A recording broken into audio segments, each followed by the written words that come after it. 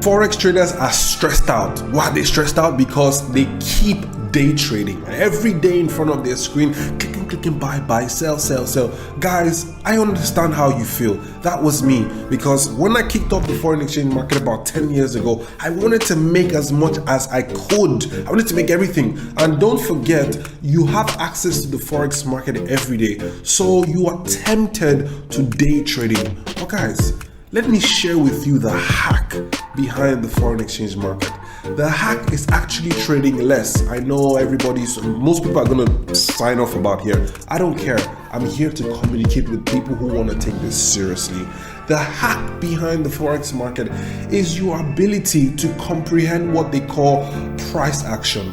Go on higher time frames and do what they call a top-down analysis. What's the top-down analysis? It is your ability to go on higher time frames, okay? Look at what exactly is happening on the higher time frame, project and predict before you scale down to lower time frames and trade in that direction. This way, you can trade and hold and allow the market make this go up for you. Let the market work for you, not the other way around. A lot of people are stressed, and I know this. I've been trading 10 years, so I know this stuff. That was me. I was every day clicking. You don't have to do that.